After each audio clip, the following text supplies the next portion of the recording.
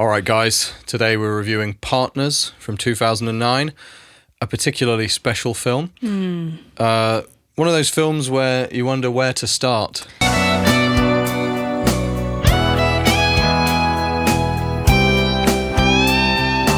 I definitely wouldn't say this is the worst film we've ever seen. No, not at all. There's one film in particular which is, I would say, definitely the worst film we've ever seen, which we're going to get to when we can stomach watching it again. Possibly the worst film ever. I think the worst film ever. Yeah. So stay tuned. Subscribe if you want to see that. However, I would say that Partners, of all the films I've seen, it has the highest quantity of things wrong with it. Hence, yeah. we watched the movie and then we watch it again and we write notes, and we'd already seen Partners before. And for the second viewing, when we were writing notes, like very early on in the movie, I was like, I'm at 2 pages. Are you? And Tara was like, yep, 2 pages. Yeah. And then by the end of the movie, we'd both written 4 pages of notes. Back to back. Usually like 1.5 is Yeah. enough. And we've both written 4 pages of notes, and we had to ignore a lot of stuff. Like there's a lot of stuff in Partners that we just ignored because it was like there's too much to say. Yeah, that's I feel wrong like we with could this have written movie. like a small novel of like everything that was wrong with this film. And the thing is, it's not like one particular thing. No. You know, like in The Room, there's like, and other movies like that, certain mistakes that keep cropping up, certain types of mistakes.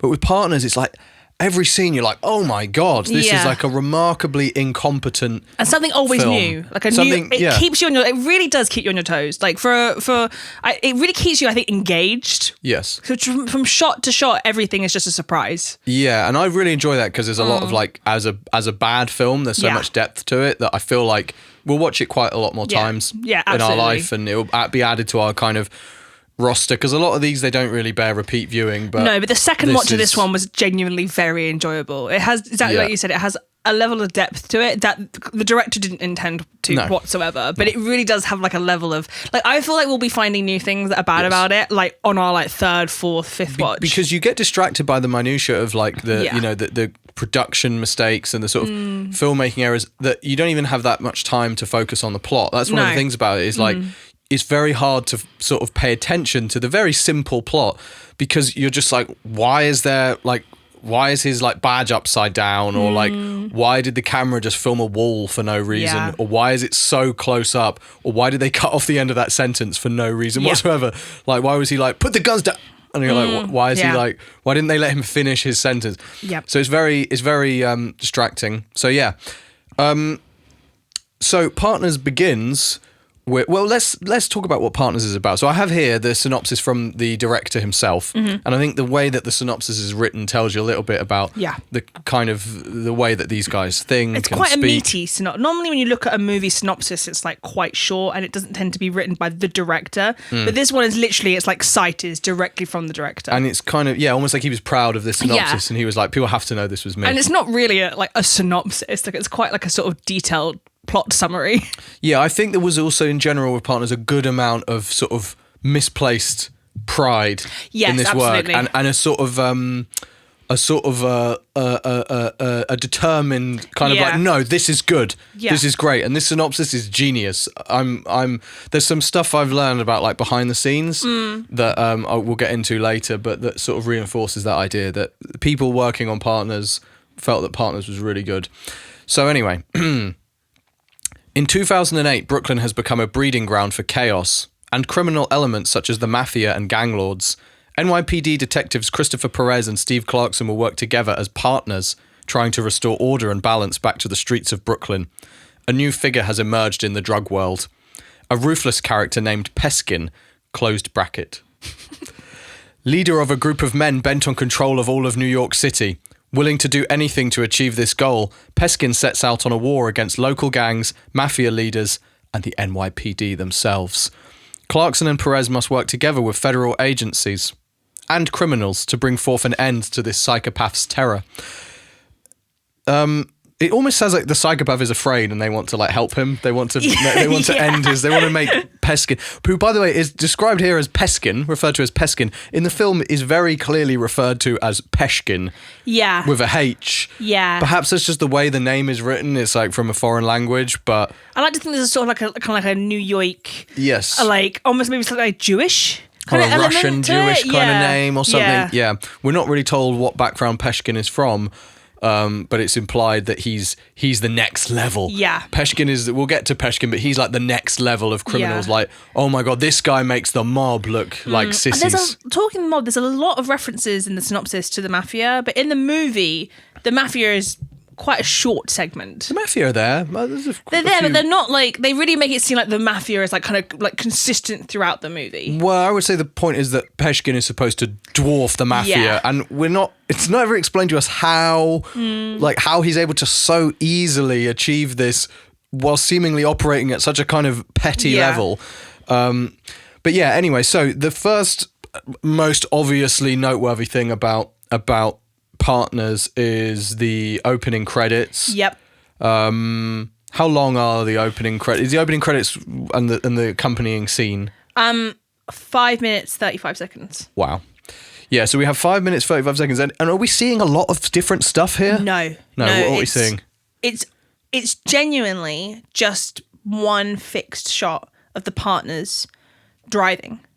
No, nothing of note happening. It's literally like what Ciaran's doing here, just the partners driving. We do get a gun, one of the partners checking his gun. He reloads his gun for no reason. Like he takes the whole clip out and puts a new clip in. It's like you're in the car with your boy, you've been driving for a while, and suddenly you're like, oh, let me make sure I've got bullets in case I need to like smoke my friend while he's driving. Yeah, exactly. I mean, also you're like a police officer. Like, why is your whole clip empty? Like, why do you need to redo that? Like, what's just happened? It's like, oh, I left the oven on. Yeah. It's like that. Oh, shit, empty clip. Yeah, absolutely. So yeah, it's just 5 minutes 35 of them driving, and then kind of interspersed through this very boring static shot of them driving, you get kind of credits of the surprising amount of people that worked on this film.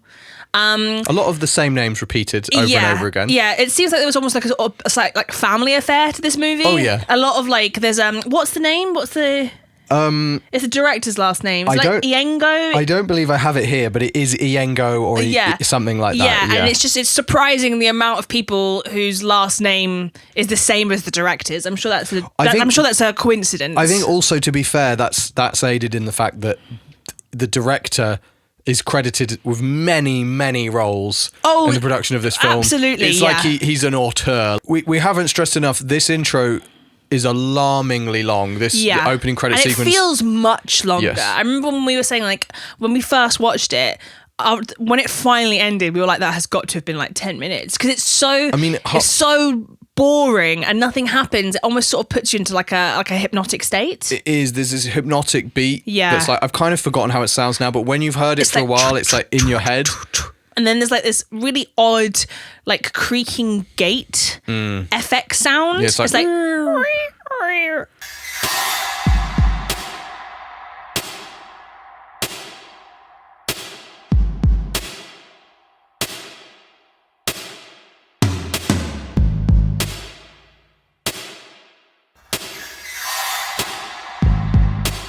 and there's just something about it. It's like it's almost like kind of evil.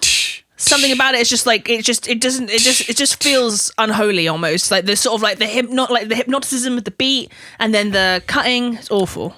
Yeah, I mean, I wouldn't go as far as unholy or evil, but definitely it's too long. I remember the first time we watched it, I would say probably like a third of the way into this, we were joking already, like, Jesus Christ, this is going on a while. And then by the end, you're literally like, oh man, like, is it over yet?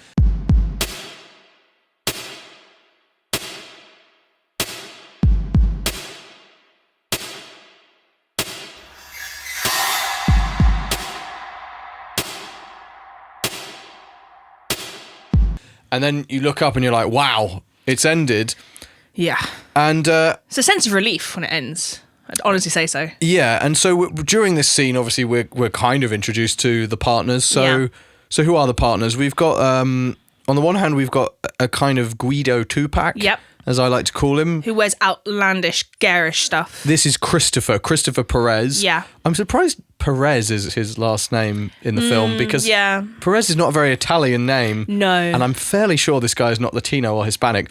But anyway, Yeah, Christopher Perez, and he's the sort of Guido Tupac. He wears like a lot of bandanas and Ozzy Osbourne shirts.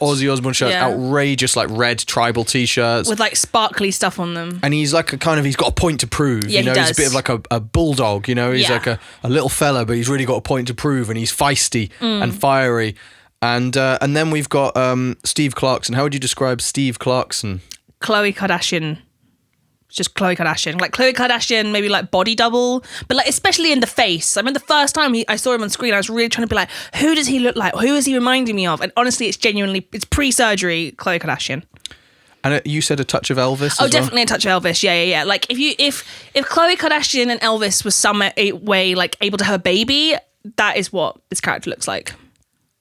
I mean, you never know. I mean, to be fair, yeah.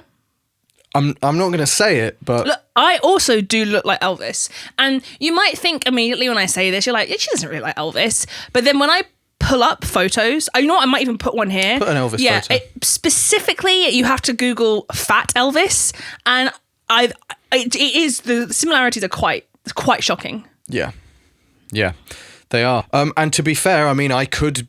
If lose the glasses, pop a bandana on, and could go for Guido Tupac. We could do partners. We could do partners. So yeah, we have that, and then we're introduced to the partners, and we see them. There's been a murder, and they're looking at this body, and we get basically like a couple of minutes of sort of plot driving scenes. And after this intro, you're like, oh, thank God, like something is happening. People are saying stuff. It's literally 2 minutes of dialogue. I counted. I did a timer. So you've got 5 minutes 30, about 5 minutes 35 of an intro.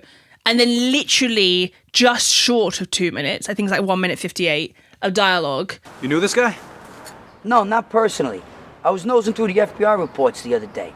On the neighborhood drug lord. He was in some of the pictures. I mean, it's Peshkin. It's gotta be. And then we have another musical segment. And what is that musical segment, Ciaran? We're introduced to Sunshine, who's the kind of the sex appeal of the film. Yeah. She's a singer. She's a singer. She's like a sort of cabaret singer. Yeah. A touch, I would say, of Lisa from The Room, where it's like, whoa, man, what a piece of ass. And you're like, okay. I guess for a movie, perhaps not, but fine, nothing wrong with her. But she's immediately presented as like, you're not going to believe how sexy Sunshine is. In fact, Sunshine is so sexy that you're going to want to watch her full, how long is it? 2 minutes 30. Her full 2 minute 30 song. In a sentimental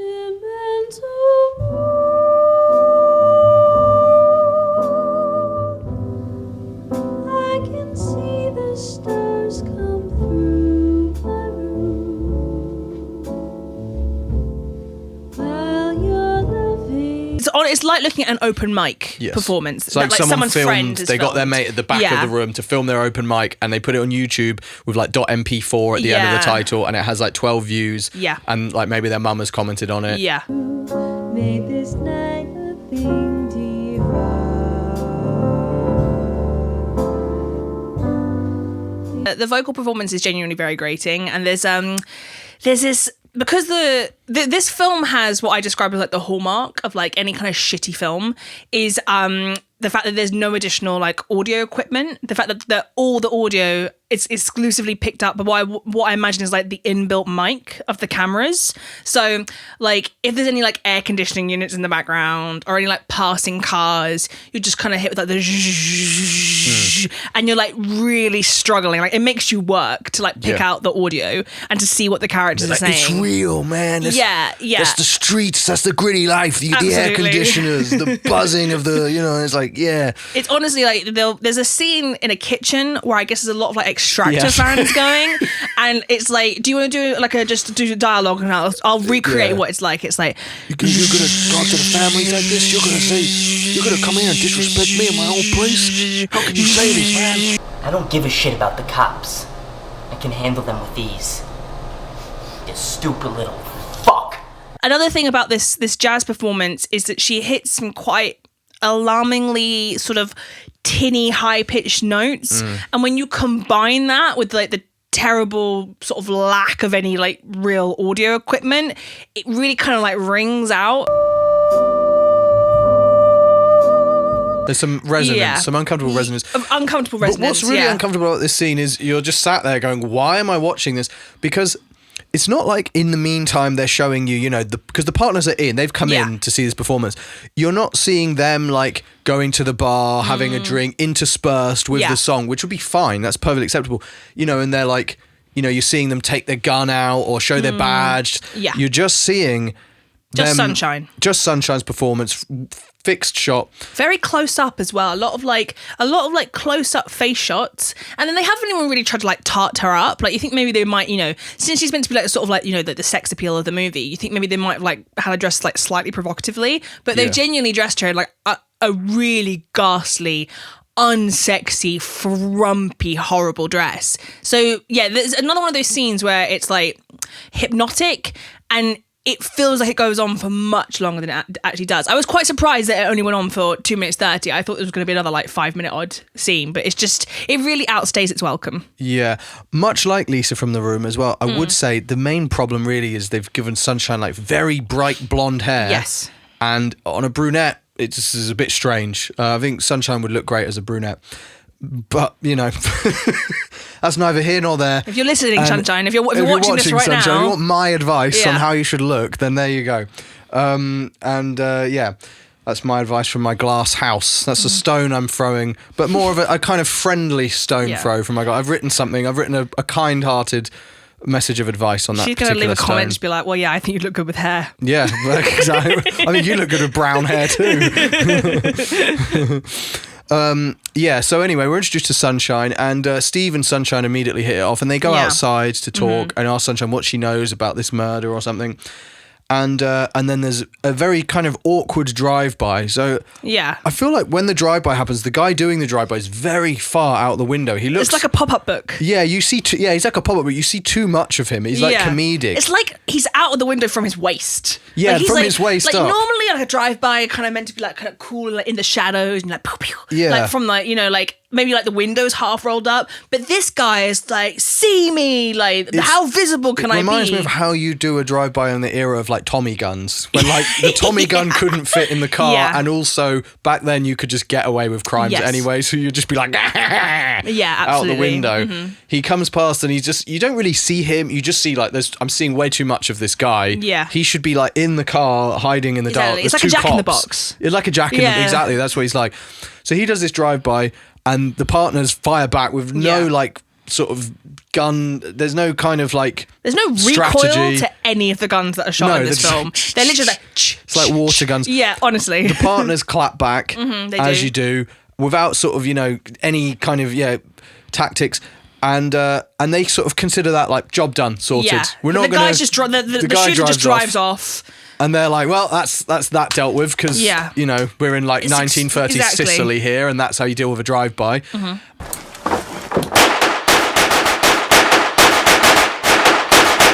And he drives off, and then they all just stay and continue chatting on the veranda where the drive-by happened. Yeah. I'm Detective Christopher Perez, and this is my partner, Detective Steve Clarkson. Any idea why you were just a target of a drive-by? And I thought you were the detective.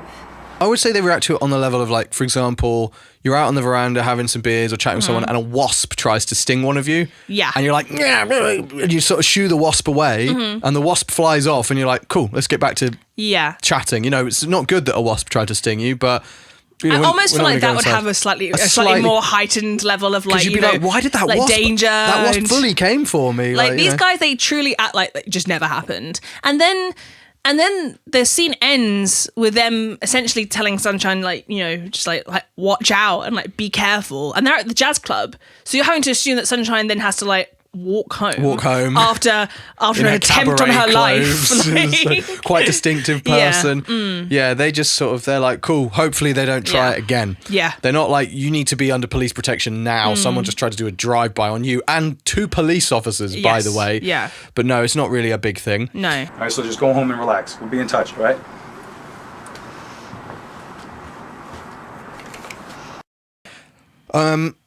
So yeah, then we're introduced to a kind of a tricky family dynamic, problems at home with Christopher. His wife is fed up, and Christopher's home late, and he explains what he was doing, and his wife says, "Police work.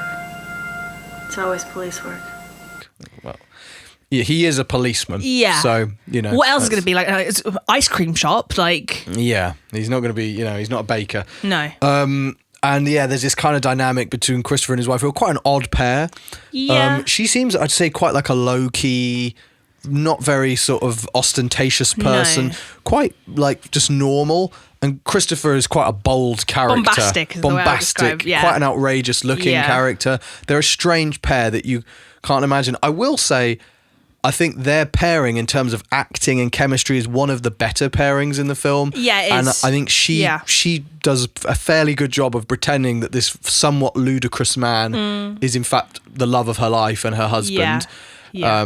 Fair play to her, She doesn't have does her much to best. work with. She doesn't have much to No. work with in the form of the script, the direction, the editing, The performance. the co-stars. I think all the Yeah. stars is a bit generous of a word. Any scene that's shot between these two, and there's quite a lot of scenes in this like family dynamic, the kind of continuity of the shots is really bizarre. Like they'll do a lot of shots which are like just facing the wife or just facing Christopher, and they'll both be looking like, it's almost as if Christopher is looking up here and then his wife is like looking up there, and it's like they're not having like a face-to-face conversation. It's like magic. It's like they're behind Yeah. each other. You get the feeling like Yeah. he's facing the. or and they're they like can't looking even into see mirrors each to other. talk to each other. Yeah, they're like in opposite rooms or something, and they're not Yeah. even there. And then sometimes they'll be talking, and he's in a chair, and then the next one he's just like. Yeah, He's or like he's suddenly lying like down. stood up like next to her, and it's like, unless he fucking got up so quick and like ran to her, and then it's not completely normal and still, like it's just the scenes. It's almost something like sort of like oddly psychedelic about the scenes between the two of them. Like it just very odd, very very strange. I think they had a specific space, the apartment Yeah. where they were filming in, and I think they struggled to make use of this space. Yeah. Like I was looking at some images the other day from A Clockwork Orange, and I was looking at like one of the shots where the four of them are in a room, and I was thinking, man, like Stanley Kubrick really knows how to like use a room. Yeah. And he always and I never, because I watched that film when I was like a kid, and I was like, this is shit. Like I didn't like it at all. I was expecting, I don't know what I was expecting, like The Matrix or something, and I didn't like it. But I was just looking at images from it again the other day, and I'm definitely not a film connoisseur. That's why we do this show. We prefer to Yeah. watch, Oh, yeah. partners than like The Godfather. We know nothing of film, but from looking at these images, I was like, wow, Stanley Kubrick really knows like where to put the camera in the room, and you feel like you're in the room, and it looks cool, and you get a feeling for the space. Yeah. And in Partners, obviously, needless to say, it's No. not directed by Stanley Kubrick. No. It's not even. I don't think it's even taken any inspiration. No. Of any worth from Stanley Kubrick. The rooms are like very. Very flat. It's like you're sort of like you're being like pressed against the wall, and then you're Yeah. like behind somebody, and then you're like Like, looking up everything's someone's. 2D. Yeah, everything is 2D, and you're sort of being like abused in this space. You're being like smushed into corners and Yeah. stuff, and you can't get a feeling of like what's happening because they're not letting you, and it's like you're underneath someone and like looking. Yeah. You can only see their chin, and everything is like very hard to get a sense of and feel. Absolutely. So their apartment, you're like, is this like a big living room? Is it like 2 square meters? Is it a studio apartment? You don't even know. So yeah, we have that dynamic, and then anything else before we move on to the greatest villain in film history? No, let's crack on with the arguably the star of this movie.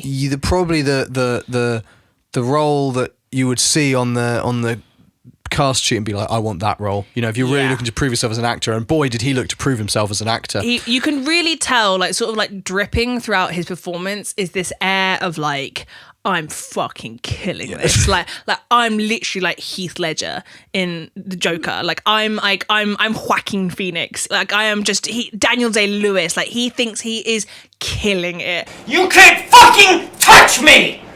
I'm a god! But you know, doing what I do, it wouldn't be the same without you two. You're like my own personal superheroes.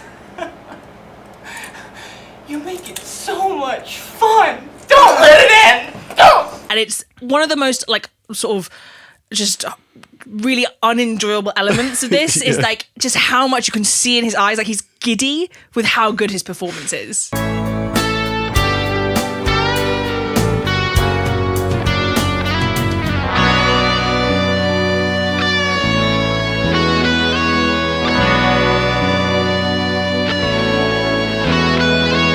Yeah, and giddy with also how like he's so excited to play this character. Like Yeah. this character is genius. Yeah. And yeah, I think Heath Ledger's Joker is I guess I don't remember when that came out. I think that came out in like 2007 or something. Back the Dark Knight, and this there was obviously Joker mania Yeah. at that stage and Heath mania, and I think he was really affected by that.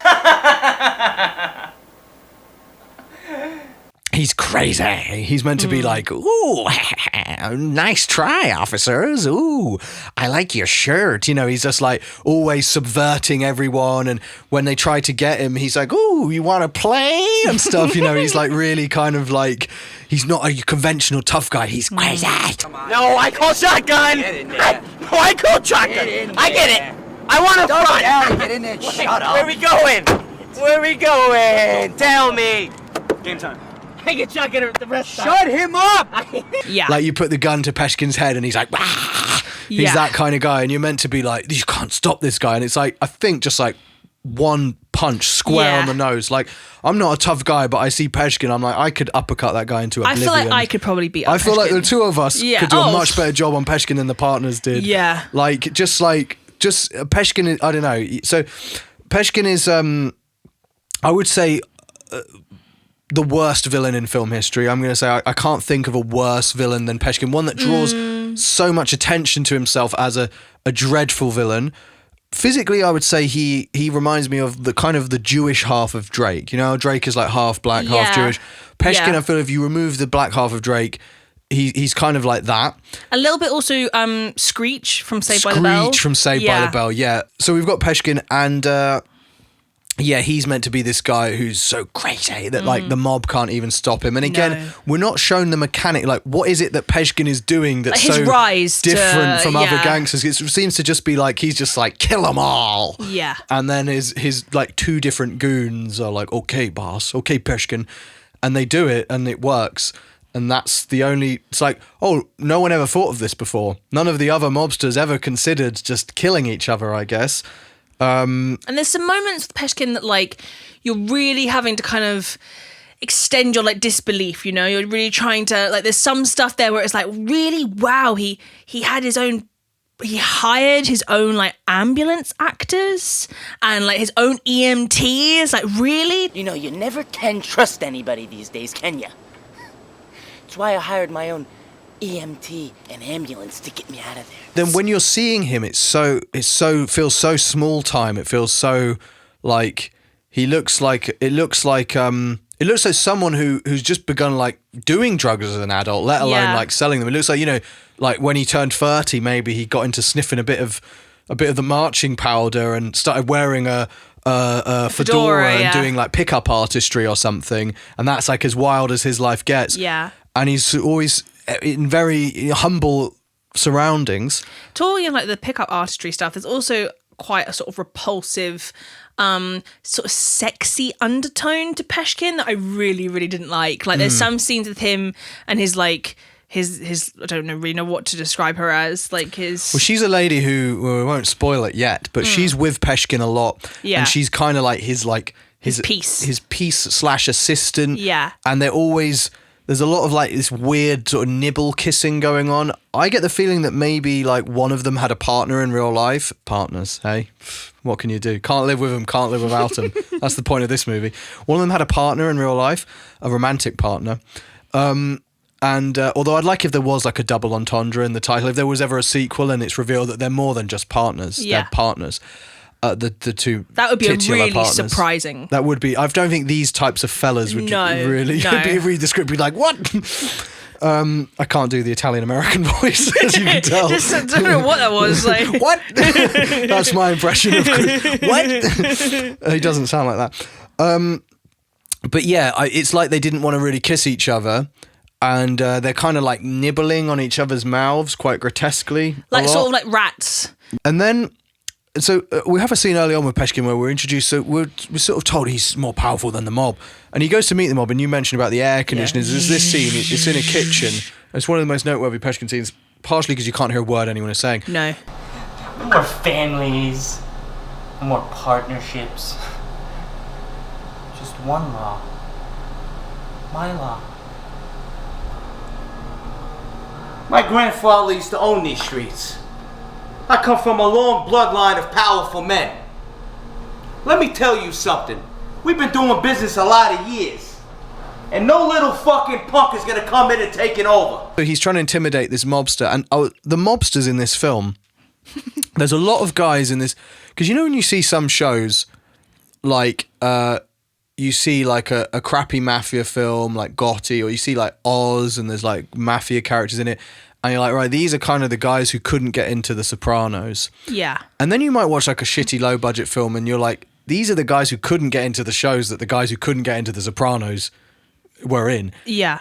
And then with partners, there's like 5 layers removed. So these are the guys who couldn't get into the shows that the guys who couldn't get into the shows who couldn't get into the shows of the guys who couldn't get into the shows who couldn't get into The Sopranos. Real bargain basement, like mafia guys. They're like guys really scraping the bottom where, of the like, barrel. when they were casting The Sopranos, 1 or 2 of them might have got a role as an extra if like a nuclear bomb had gone off in New Jersey and New York and killed like all of these guys. And then 1 or 2 of them might have been like a bartender in The Sopranos. Just want to start by saying that Tony's crew in New Jersey has been taken care of. You know, it's such an embarrassment. You know, his father was a good man. He made money for all of us. But the youth of today knows nothing about the old ways. Honor and respect. It's what the families agreed. But there's something else I need to talk to you about. Peskin? That fucking prick stormed into my place and gave me orders. Well, you know, we met with the other families. We all agree. Let's get rid of the problem. But don't you think that's gonna start a war? The cops are all over this fucking Peskin. So Peshkin is trying to intimidate this guy in his. I guess he works in a kitchen. He's a chef or something. Peshkin is trying to intimidate this guy, and at one point, like whilst Peshkin is explaining his dastardly plan to take over the whole city, him and Peshkin and his guys, they all pull their guns out, and we're meant to think that Peshkin is this crazy, intimidating guy who can't be stopped. They all pull their guns out, and then the mobster is just like, whoa, what the hell are you doing? Don't pull your guns out in here. Show some respect. TVs, you stupid little fuck. Oh! Oh, put the fucking guns away! Put them away! Put the fucking gun away! I will not shed blood in my own place. It's not civilized. Put them away! And then they all just put their guns away. So it's like, right, he's not that crazy, is he? He's just like, okay, he's like a dog. You know, like a dog tries to like nip at you, and you're like, hey! And he just immediately stops. Yeah, he's got his tail between his legs. Yeah, like Peshkin's like, okay, fair enough. It was disrespectful, and he puts his guns away. It was disrespectful. It's in his bloody restaurant. In his extremely loud kitchen. It's extremely loud. And there's also during this kitchen scene, he like the main mob guy who I guess it's his restaurant. There's not really also like, do the main mob guys have like a front business where they're the chef? Where they're cooking all day. It's a very time-consuming job. It's like, oh, hang on, guys, I can't do it here. I gotta make these pizzas. Oh, man. And he has a tray of like, they don't even look like biscuits. Like they have like they look like they've taken like circles of raw pastry, and he like puts them into the oven. You're like really meant to see like, you know, he's like this is like he's committed to this like chef job, but he's also like the main mob guy, like one of the main families. That seems really and he's really making odd. like flavorless chipless cookies or something. Honestly, it's like little like just he's making, plain he's making round bread discs. for communion. Yeah, he is. So yeah, and this is the scene where I start to get the feeling like I feel like the guys who made this movie, they kind of like they watched movies and they were like, how hard can this be? It's just like some people saying stuff on a camera. They sort of ignored all the details of like how you make it work, and they're like, it's just some guys in a room saying stuff and we're filming them. How hard can it be? You just go to the kitchen, you get a guy who looks like he's in the mafia, you get another guy who's get a acting camera, like get no audio equipment whatsoever. Film it, done. Yeah. What's the difference No between this colour and The grading. Godfather? That's that. Yep. Job Yeah. done. Sorted. He's Upload got the that hat. raw footage. Upload the raw footage. Yeah. Don't adjust the levels Nope. so that they sort of correspond. The audio is like Lighting. lighting. Yeah, None of that Hollywood shit. What's this? We got lighting. We Yeah. got a light in the room.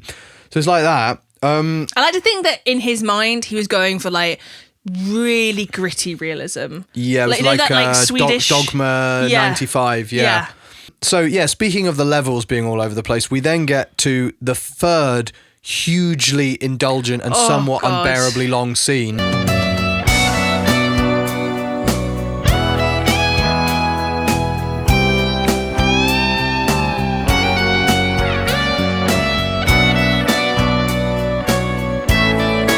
just short of 5 minutes and 30 seconds. And the way I've described this is a PowerPoint presentation cocaine montage.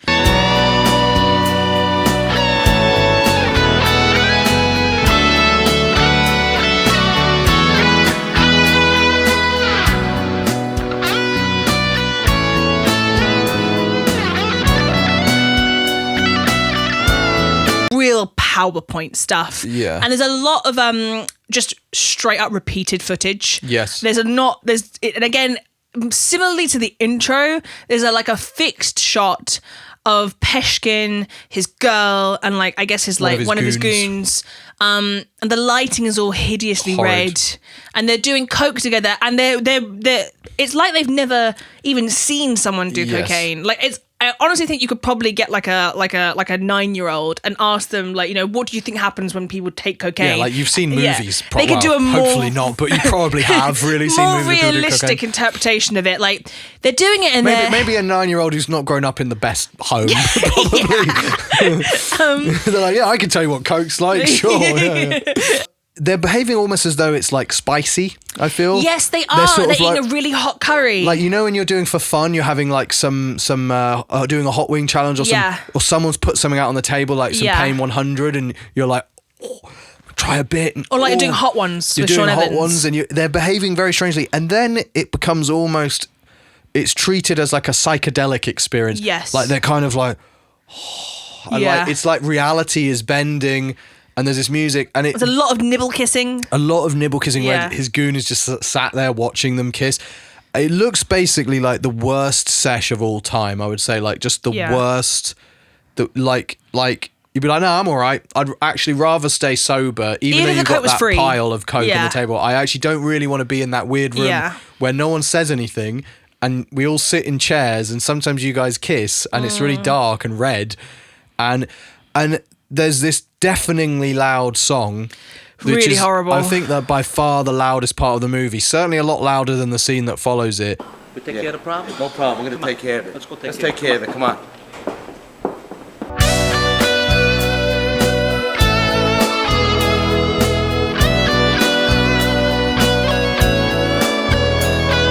You turn it way down Yep.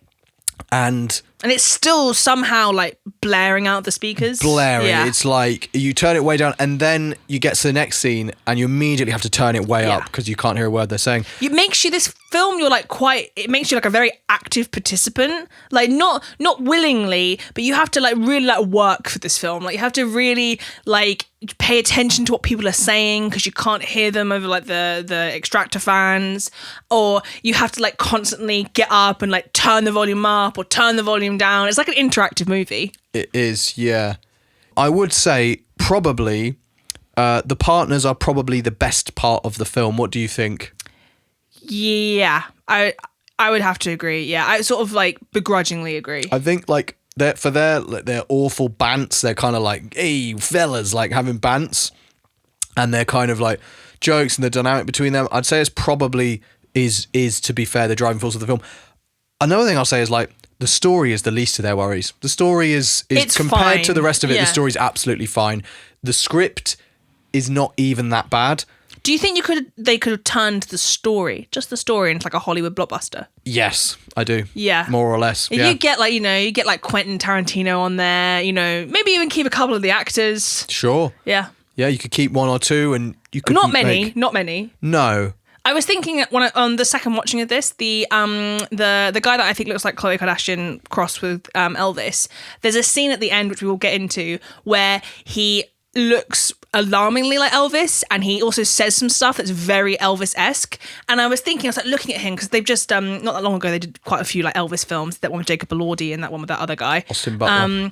and I was thinking like, if you took this guy and like you gave him like you put serious like time, energy, money into like acting classes, like could you have him star in like a Hollywood blockbuster about Elvis? I was really trying to like picture it in my mind, like because the other guy, Christopher, I don't think You're not there's- working with that. No, there's nothing to work with. Like, He's I think, gonna just say like there's a bit early in the film where he has to say what's his agenda, and he adds an R at the end. He's Yeah. like, "What's his agenda?" And then you went and you ratted on Peter. What's your agenda in all this? you can't work with Yeah, that, basically. there's a scene with him as well where he's meant to say, "Let me ask you a question," Let me ask you a question, A question? Let me ask you a question, all right? and instead he says, "Let me ask you a quaction." Yeah, and they don't remove it. They don't remove the dialogue. No, they just keep that in. And I think a guy that says like agenda and like quaction, like I don't think there's really anything you can do with that. But the Steve, the Kardashian Elvis guy, like he really has very little to work with Chris, and he still manages to sort of. He comes off as somewhat human and normal at times. Yeah. Well, can't say I don't enjoy the exciting days on the job. Yeah, if I danced around for you, would that help? It might. Christopher, like every scene he's in, it's like every scene he's in is just it's like it's hard to describe. All the weirdest, most awkward scenes of dialogue are someone speaking to him, and he's just always like got this slightly odd look in his eyes, he's kind of looking off in the wrong direction, and he's like, "But what's his agenda?" And you're sort of like, and then it's like he's not speaking to a person, and he's like, "We gotta get this guy," and there's like a long pause, and some of that is the editing, but there's something fundamentally. There's no hope there. I don't think there's just nothing there. There really isn't. No. So I think the other guy, you could probably like really force a passable performance out of him. What's next on the agenda? Any more ideas?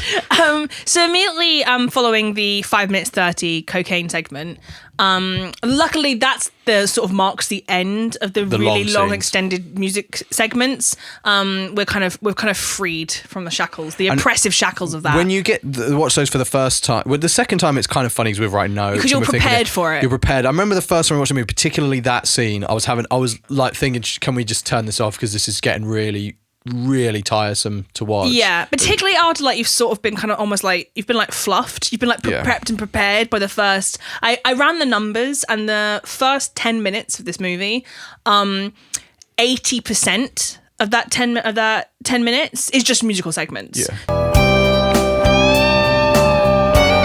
You know what it's like? It almost parallels exactly with the sex scenes in The Room. Yeah. Where there's like a sex scene immediately, then there's another sex scene, and then there's a big gap, and then there's another sex scene. Yeah. And you're like, man, enough. If you remove the sex scenes from The Room, there's like no movie there. Yeah. It's like a lot of sex scenes. It would be a much shorter film if you removed the musical sections from this movie. So following the cocaine PowerPoint presentation, we've got Steve, and he's chasing after a thug. Oh, great scene. And there's a lot of sort of things to talk about during this scene. The first thing is this thug is called Sean, and interesting name for a black fellow. Yeah, it is. Yeah, Sean. And during this like running scene, like Steve's like running after Sean for quite an extended period of time, and Steve's shouting out Sean at sort of like random intervals. Stop, Sean. He's like, Sean, stop. Sean, Sean, stop. Sean, stop, Sean, stop. I said stop, Sean. You're making me run. Stop, Sean. Stop. Sean, stop. Stop, Sean. Sean, I said stop. Shit, Sean. Stop, Sean. Stop. Sean, stop, Sean. Stop. I said stop, Sean. Stop, Sean. Stop, Sean. He says it in the exact same intonation every single time, and it reminded me of that quite famous video game glitch from Heavy Rain. Sean!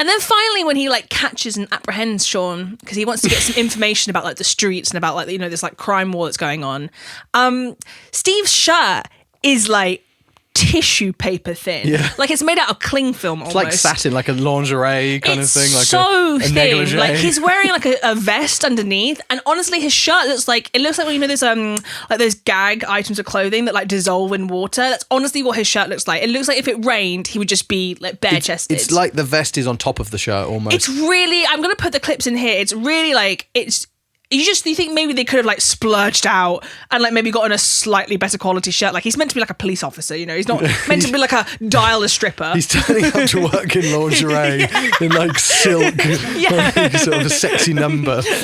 Yeah, that's fucked up, man. It's that's probably why Sean wouldn't stop, you know. Sean's like, no, man, I'm not getting involved in whatever you're trying to do to me. There's actually He's like, Sean, stop. There's a reoccurrent theme of like sort of like men in like sort of like scandalous, almost sort of like sexy. Like I've written a note here called Ann Summers police vests, and the police vests that feature later on in this film. And I genuinely I researched quite heavily like what do police vests look like, because they all have this. And the first time you see it, there's a scene where like Steve is being filmed side on, and you really see like you can quite closely see this police vest, and they have like this like corsetry, like these lacings on the police vest, and it really does look like something out of like an Ann Summers catalogue, and they all have it. And I really looked up police vests, and I cannot find any police vest on Google Images, anything that has like this like sexy seductress succubus kind of corsetry element to them. It's normally Velcro, right? Yeah, it's normally Velcro. Yeah, exactly. Not like literally, it looks like really tedious to have tied, and it's like properly like laced up, like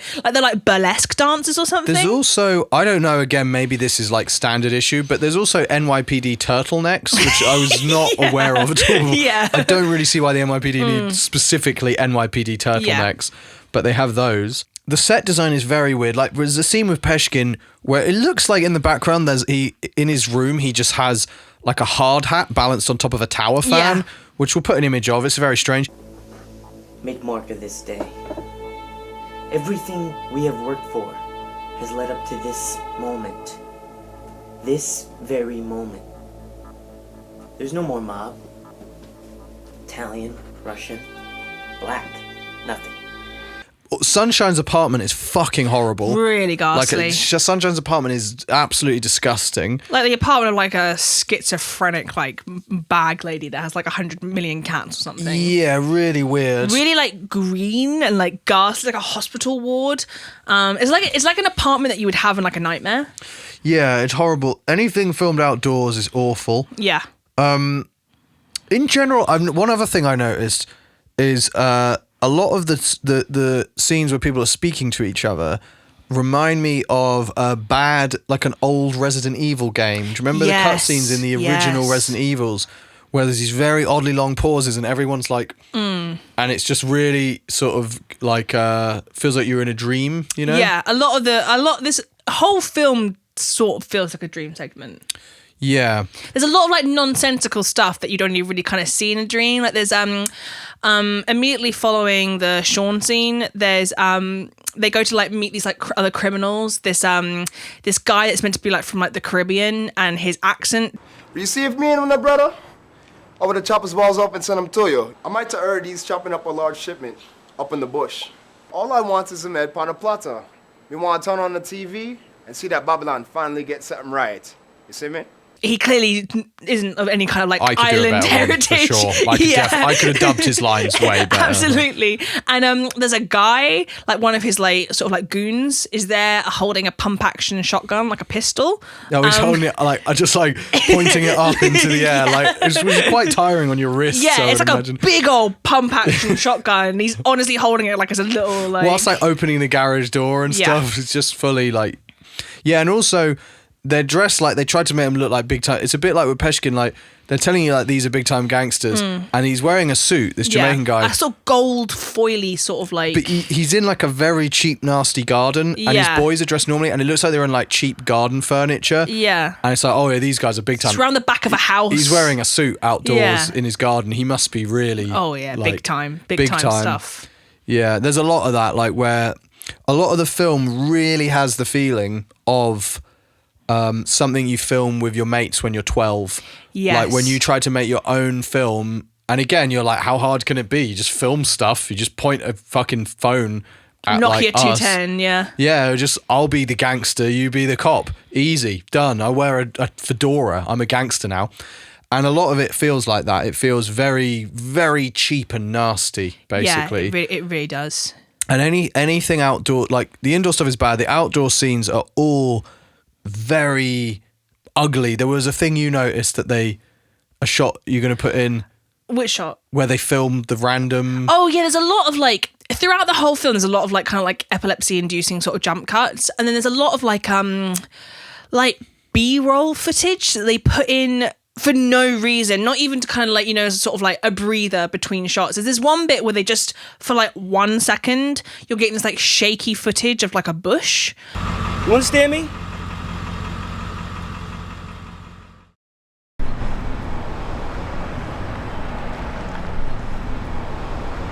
It serves zero purpose. It's not even like, even if they kind of held the shot for a bit longer, you'd be like, oh, okay, cool. We're just like, you know, it's like a transition or something. And then you get this It's almost like the bush is a character. Yeah. Like they're showing you his reaction. Yeah. Let's get the bush's reaction. Yeah. It's like, I think it's like ivy, or you can't even tell. It's like a bit that of like, bad. it's a bit of like Some sort of like greenery. shrubbery around like an industrial sort of setting. Yeah. And it's a And you're really just like- ugly, shaky shot. And yeah, it's quite... like digitally zoomed. Yeah.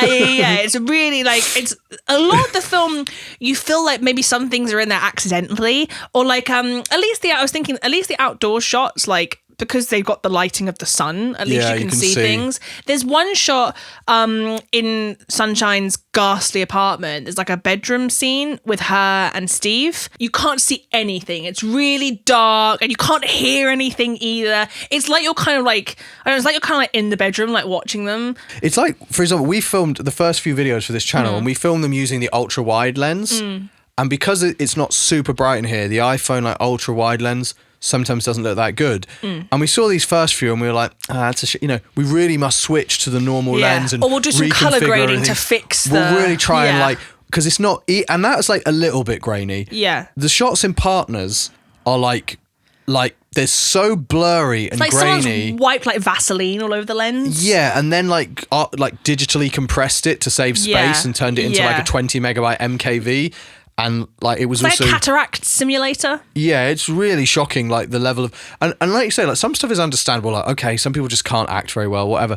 But when it's like the shot when they it's like you had to add in that like reaction shot from the shrubbery, Yeah. from the ivy on the Yeah. wall. You had to be like, Yeah. that goes That there. was a cutting room decision. you Yeah, know, it was like I think there should for no reason be a shot of some ivy or Yeah. shrubbery or whatever it even fucking is. Ivy almost for makes no it sound like reason. a bit more aesthetically pleasing. Like it's a really Yes. ugly shot. Like I understand, you know, maybe people are like, oh, like there's a scene where there's like a really beautiful sunset in the background, and it's probably like, no joke, like the nicest looking scene in the whole film, and they were probably like, even though it doesn't fit the tone of the film whatsoever, and even if it's completely unnecessary, let's really get Peshkin in front of this like beautiful sunset. And it's like if it was at the end of the movie when they've sold the thing, you'd be like the sun setting, Yeah, you know. yeah. But there's no reason whatsoever for there to be No. a sunset. and like a really And like just strikingly full purple. beautiful, like full purple and pink. And you know they didn't color grade it. No, it looked no, like that it actually naturally. looked like that naturally.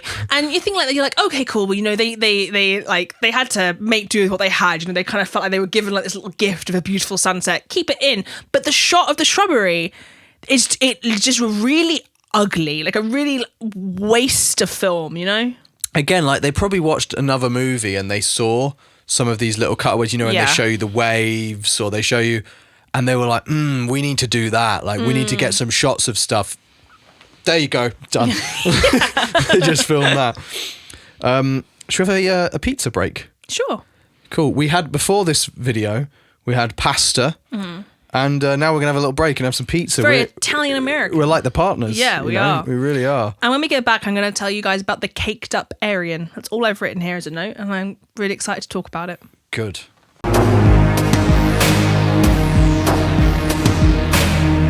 So I left us on the note of the caked up Aryan, and basically the US Customs, they're interested in Peshkin because they know that there's a lot of drug trafficking happening around Peshkin, and the partners, it's like their operation, they want to be in charge of it, but the US Customs Force, they want to be involved with it, and they're talking about how they're going to try and bust Peshkin with a SWAT raid. The partners, they're adamant that they have to be on the SWAT raid. It's very generic cop It's very stuff. generic it's like, cop stuff. Good down to earth cops against the machine, the system. The Yeah. bosses don't want to listen, man. Yeah. We need to get this guy. Come on. Yeah, This is absolutely. our bust. So they have a stakeout in a car, I would say this is probably one of the better scenes in Partners, or at least some of my favourite dialogue. Well, this is the quaction scene. This is the quaction scene. Hey, listen, let me ask you guys a quaction? Let me ask you a question, all right? I feel like maybe what they were told to do during this scene, because this scene actually has some of the most like sort of like natural Believable dialogue. believable dialogue amongst them. It's the partners and then their like captain, boss The guy. captain, who, by the way, clearly not older than them, and is some Exactly. other captain. He's the one who wears the turtleneck. So they have this dialogue where they're kind of like talking amongst one another, and they're talking about sunshine. How's sunshine? Are you gonna bring that up? Yeah, what's going on with that, Stud Muffin? And there's actually a minor slip up again from Christopher. Did you see this broad? I mean, this broad's got a piece of ass. She's a piece of ass. You know? And then, so this is what that mistake, and obviously one of my favourite moments of dialogue in the whole film. Hey, let me ask you a quaction. Let me ask you guys a quaction? And I think they were like, this film is fucking terrible, and that moment at least made us laugh. Yes. Not that they could acknowledge that the film is terrible, but they were like they discovered, like monkeys discovering like an iPad or something, and they're just like, is this something good here? Well, it's like with keeping the sunset shot in completely unnecessarily. Yeah. Like, it's kind of like, oh, well, we've sort of been like gifted this like moment something of that's like better than the rest of the film somehow. Yeah, a standout moment of like sort of quality, or at least like something, you know. I will say the boys banter in the car, like, I mean, a lot of the banter scenes in the film where it's meant to be like boys, like some of it is realistic in the sense that like certain people, like their banter is that dumb and nonsensical. So it starts out kind of believable and like a passable scene. I think it quite quickly descends into gibberish, not just quaction and she's an ass, but like just in general, they begin to make less and less sense, and they become less and less clear on what their angle is, and the way they talk about sunshine gets kind of weirder and weirder. And at first they're sort of teasing him for being into sunshine, and then it becomes like they sound like sort of traffickers, like human traffickers. I gotta admit, she is a piece of ass. I mean, I'm not gonna lie. Piece of ass is a piece of ass. So you want to when I'm done? Christopher says something about like passing her on to me. Yeah. And he's like, you should pass her on to me. And he's like, oh, I'm not going to do that. Yeah. And then he's like, nah, because if you pass her on to me, I'll have my wife going on. And it's like, pass her on to you. Yeah. It's like she's literally trafficked. Like, and then the cop captain guy in the NYPD issued turtleneck, he's like, give me her number and I'll call her right now, but you have to promise not to be angry. And it's really like juvenile, very childish stuff. like on the bus, like, give me her number, and he's like, I'll do it, you don't have the balls. And then they're, whilst contrasting the very childish nature of it with the very grown up and quite serious nature of like, pass her on to me, because she has no agency as a human being. Yeah. And it doesn't matter whether or not she wants to sleep with a little bald fella and who she doesn't know. You're going to pass her on to me, and she's going to be mine. Cap will take it. There you go. It's right in there. Take it. Have fun. The SWAT scene is very underwhelming. It's very, again, sort of like throughout this whole film, there is like a litany of like guns with zero recoil. And you really see that throughout this whole SWAT scene. It's just like people holding up guns like they're made out of like literally like cardboard. And a lot of characters where instead of saying freeze, I've written it down here. So instead of freeze, we get breeze. We also get breathe as well. Breathe, NYPD, breathe. Yeah, a lot of like breeze. Breathe!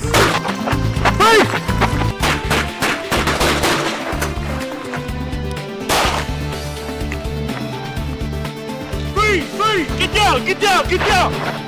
Get down, big boy! Hands on your head. And then during the scene where they're just like running around this house, and it's all very kind of like a ramshackled operation. Not what you would really expect from like actual police officers. Or mobsters. It's quite Benny Hill. Yeah, it's quite Benny Hill, yeah. They run upstairs, and Peshkin, this mob, the boss of all bosses, criminal genius, his strategy when he hears them coming is to hide behind the door. Yeah. He gets behind the door and he's like, hee, and he hides behind the door. Literally like some shit out of like Home Alone. Yeah, and then one of them runs in, guns drawn, he doesn't check behind the door. No. And then Peshkin at this stage is able to come out from behind the door, which is obviously, I'm surprised he didn't hide under the duvet. Like at this stage. Yeah. just like, or like cover himself with a rug. Yeah, covers over a rug and say he's a ghost. And he runs down the stairs, and again, it's very like slow, like when you're chasing your dog as a joke and you're not really trying to catch it. And they run down the stairs, and then what happens when they get outside? So Christopher, he literally, there's a porch step, probably maybe like a 2-inch high porch step. And Christopher, who at this point in the film, we've been led up to believe is like a New York Police Department, he's a police officer. and he twists his ankle and falls off the porch step and like collapses to the ground and is about to get shot by Peshkin. And thankfully Steve has slightly more ironclad ankles because he's there behind and he shoots Peshkin instead. And it's just, you think maybe they could have done anything other than just like... He just falls over. Christopher's life is in peril because he rolls his ankle off a veranda. Yeah, and we don't even know, is it even that serious? No. He's running, Peshkin runs out the front door, runs over the step, and Christopher just like... He takes it to a teddy bear tumble. Just floored instantly. It's like he's running like a normal, kind of like a normal adult, and then... he's like a grandma who's just dropped her Zimmer frame and like she's helpless. Yeah. She can do nothing. She needs a life alert. She needs a life alert. Like he just is out of action. Yeah. Fully like a turtle on his back, like fully ready, about to get capped by Peshkin. And then Steve saves the day. And it's like partners. I was going to say that is the most partners moment of the film, really. Absolutely. It's like when one of your partners is incapable of just basic sort of motor function, the other partner might be capable of it in that moment. Yeah, partners. Absolutely, yeah. So then it's kind of like, oh god, Peshkin's been shot. That's like quite a big deal. We've had he's been killed. It's like, wow. And then there's like again some more kind of very generic, very trivial feuds between sort of police departments. Like the US Customs is really angry that Peshkin's been killed. Like the partners were never meant to have shot. Bloody Christopher's been shot in the shoulder. Now Peshkin's dead. And the boss actually says the turtleneck boss. He says there better be a lot of paperwork about this, which is just very generic. Not even generic. It's complete nonsense. Yeah, it's like okay, he cool. wants paperwork. Yeah. There better be a lot of paperwork about this. There better be something really boring we can deal with later. I mean, we got Peshkin. The case is closed. Have we forgot about Johnny Chaos? Well, who the fuck is he? And what is Peshkin's girlfriend doing here? I thought we arrested her. Just listen. I'm Special Agent Peter Kent. And Jennifer's not Peshkin's girlfriend. She's an undercover US Customs agent. My agent. Peshkin's girl has been working with, she's actually an undercover US Customs agent, and this goes much bigger and far more beyond Peshkin. There's actually my favourite bit of dialogue in this entire film. This has become the biggest organized crime case ever. This is the biggest organised crime case ever. Which is what we're told. What the partners have unwittingly entered into is the biggest organised crime case ever. He doesn't even say it with that level of drama. He goes, this is the biggest organised crime case ever. You're like, really? Wow, the biggest organised crime case ever. Bigger than like bringing down Pablo Escobar. Yeah. Bigger than all the mob cases. Yeah. This is the biggest organised crime case ever. And we've got the two partners meeting two customs agents in a warehouse. Yeah, somewhere. in a derelict warehouse for some reason. And their team is not much bigger than these four. No. There's a team of about 8 people doing the biggest organised crime case ever. Yeah. And we also get a bit of dialogue in the same bit, which is... No one in history has become more powerful than the Mafia. It reminds me, these lines are sort of like if Tommy Wiseau wrote a Mafia film. It reminds me of sort of like, you were right, the computer business is too competitive or something. Yeah. Or like, I work for the bank, I save them bundles. It's just like kind of like in such a sweeping... Like, just in one line, you just reveal such a fundamental lack of understanding of how the world works. Like, exactly. This is the biggest organised crime case ever. Yeah. And they're not like, oh my, ever. Like, they're just like, okay. And also just no one in history has become more powerful than the Mafia. Yeah, apart from, obviously, the police who did bring down the Mafia, broadly speaking, in what was probably the biggest organised crime case ever. All the cartels who are still going, who are more powerful than the government. Yeah, exactly. But this is definitely the biggest organised crime case ever. Christopher has to explain to his beloved wife that this isn't over and he has more stuff to do. Because they take a year off. You have to like really listen out for this bit of context. They? Yeah, they say it in really quickly. It's barely uttered, and there's no there's nothing that sort of suggests the passing of time. But after Christopher got shot and Peshkin was brought down, they think Peshkin is dead. Yeah, they very quickly, Christopher mentions that they had a year off. A year has been passed. Yeah, that was very shocking to me in my second watch as well. But I had absolutely no idea. But there's no reference. There's nothing. You don't see a recovery or him coming back to work. No, not at all. It's just like, so basically that happens, and then we're immediately at the warehouse where they're meeting with the US It's customs very agents. no nonsense. Yeah. It's like, we told you. He had a year off. He said it. What more do you want? Yeah, he said it like, We're and the fools. he doesn't even really enunciate the sentence very well. So it's really easy to miss what I feel is quite a key bit. And particularly to the next scene where he's talking with his wife, like, she's really angry that he has to go back to the police force, and without that vital bit of context, she just seems like she's being a bit of an unreasonable bitch. Are you fucking kidding me? I don't need this right now. Also, like, the police were unhappy with their work. You can't really just take a year, like, you can't just take it. Also, as partners, like, they both take a year off and they both come back together. Yeah. It doesn't really work like that. You're not going to a cookery class. Like, you have to actually, like, you know, you have to, the police have to allow you to do that. You don't just go, yeah, we're going to have a year off, but the two of us partners I together. guess it's meant to be like as if it was like sort of therapeutic leave. And I guess Christopher did get shot, but it's a long time. What, just because they're partners? Steve also gets a year off as well.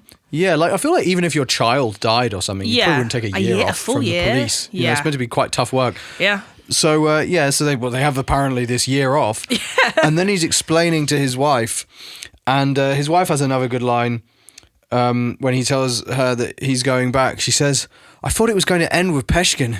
When will it end? And at this stage as a viewer, you really are thinking, like, when will it end? Yeah. When will it end? And then during this same scene with his wife, this is really, again, another very chronologically confusing scene. He's arguing with his wife about going back, and again, they're like, their eyes are going all over the room and stuff, and like everything is mental. The continuity is just non-existent. While he's they're sitting, talking. he's standing, she's sitting, she's standing. Within like just shot for shot, they're in somehow like they're like haunted dolls or something. They're And like then- moving around the house. Well, speaking of being haunted dolls, then it randomly cuts. So again, there's seemingly a huge passage of time here that we're not aware of, because they're in this apartment the whole time. They're fighting. The lighting, the clothes, everything is the same, and it cuts to another shot, and for some reason his wife, it reminds me of like when you play a horror game and someone's body has been like hung on a hook. Like, his wife is like, I don't have hair so I can't really do it, but maybe you can, like, she's kind of like her she's hair's sat sort on the of, like, down counter and over her hair's head, over her face, and she's like, and she looks really scary. It looks like she like does. someone's hung her corpse on one of the kitchen cupboards. And he goes over to her, and then she like lifts her head up, and he's like, look, I'm sorry about our fight the other night. And you're like, you mean the fight that just happened in the previous scene? Yeah, that's happening in the right same now, clothes? and they're wearing the same clothes. That's a nice thing to say when I'm about to go risk my life. I guess you really want me dead, huh? Fuck you. Hey, you. Hey. Listen, I just wanted to say about, about the other night, what happened, the other night, what happened, the other night, what happened, the other night, what happened. And then to make matters even weirder, suddenly Steve is there. I just wanted to... Shut up.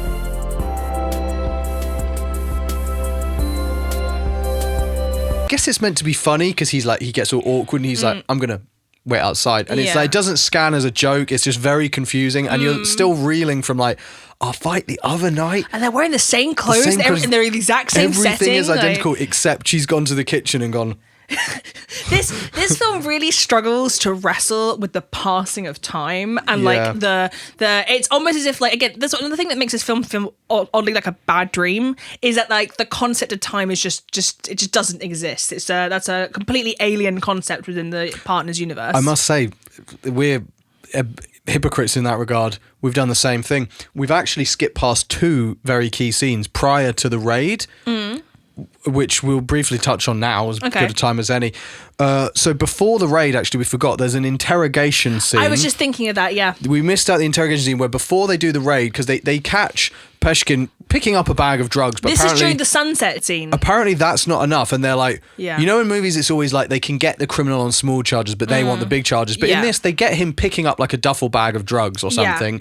Full of cocaine. Yeah. And that's not enough for it. It's like, come on, guys, you're not going to get a better chance. Get him on this. He's also been like threatening police officers and their families and stuff, and like trying to kill them. It's not like Trying to kill my family. This piece of shit doesn't deserve to live. You're right, he doesn't. He doesn't deserve to live, but it's not our call right now and you know it, okay? If you do this, you're gonna throw away your badge, you're throwing away your family. Oh, And Chris, next time, I'll make sure they don't miss. The interrogation scene is where you see kind of the best of the worst of Peshkin's clearly thinking he's making like movie magic. Like he is. What I will say, there is a genuinely funny bit of dialogue in this segment, which is probably the only genuinely like intentionally funny bit of dialogue. Tell you something, Peshkin. What's this? What's this? Your period schedule? What is this, your period schedule? And that's genuinely, like, I remember when that happened, that genuinely got a real laugh out of me. Peshkin is a bit less butch than that, I would say. Yeah. Do you want to do What is this, your period? Peshkin's more like, what's this, your period schedule? Yeah. And he's in this sort of like, ha ha ha kind of way.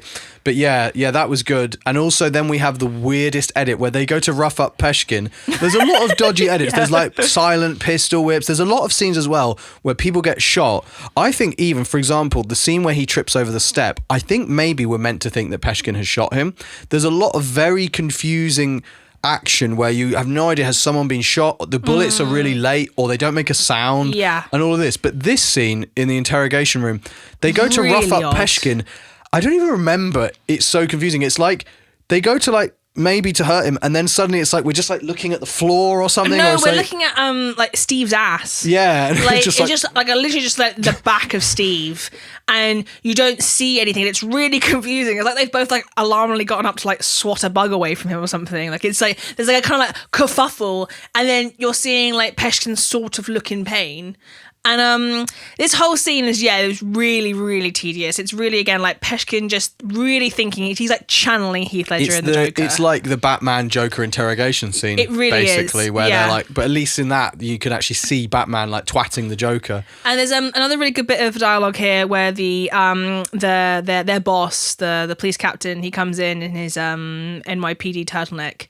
And he's like, you're saying, like, you know, they broke the cardinal rule. He's like, even you two know. Yeah. You can't interrogate someone without their lawyer.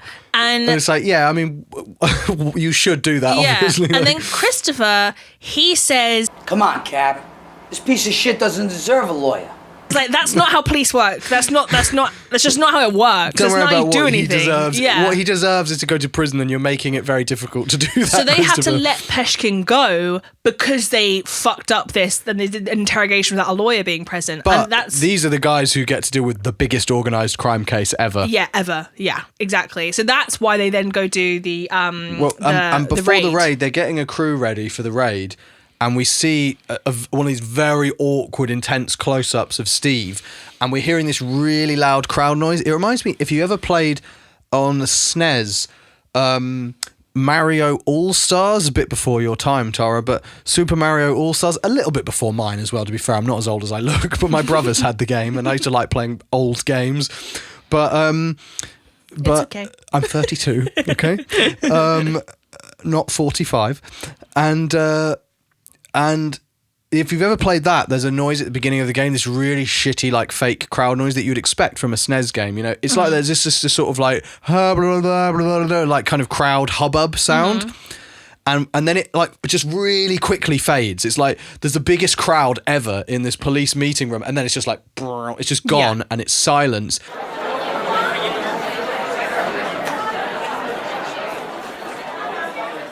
The most important thing to remember is that this is not some type of routine operation. This is not a drill. And then he's explaining to everyone their roles, and we're only seeing everyone one at a time. And again, we're seeing the captain like this, like just the key details, I guess. Yeah. They're not wasting any. They're like, don't waste the pixels. You don't need his hair. You don't need his neck. You just need his eyes, mouth, and nose. Yeah, exactly. Really, if they could get rid of the nose, they would. You just need his eyes and mouth. Why not just film his gob? You know, just everyone's mouths. And we're seeing this, and they're like organising the raid. That's a very interesting scene as well. But anyway, so we've jumped backwards and messed with the time as they do. We have done as partners did as well. Partners walked so we could run. Yeah. So then we get to the big twist of the film, which is that Well, we would say that his girl, they end the scene. The where they're first like, big twist of the film. Yeah, so they end the scene, so you find out that his girl was actually undercover the whole time. So in the warehouse, right, In with the warehouse, the customs yes. agents, Yes. the two customs agents they meet, the partners go to meet these two customs agents who are involved in the biggest organised crime case ever, and one of them is Peshkin's girl, and you find she's been an undercover customs agent. Yeah. Which is interesting. interesting. And she's been, really so deep undercover that she's been like doing like, huge comedic mounds of cocaine, and has been like having a lot of sex with Peshkin, and being privy to so many murders. Yeah, Like just going around with them while they kill everyone. Exactly. And then they're like, and then they kind of they chastise the partners. They make fun of them. They think, you think this stops and started with Peshkin, and there's actually they need to find out, how did Peshkin get access to all these drugs? Like, who's above Peshkin? Who's the real kingpin of all this? Have we forgot about Johnny Chaos? Well, who the fuck is he?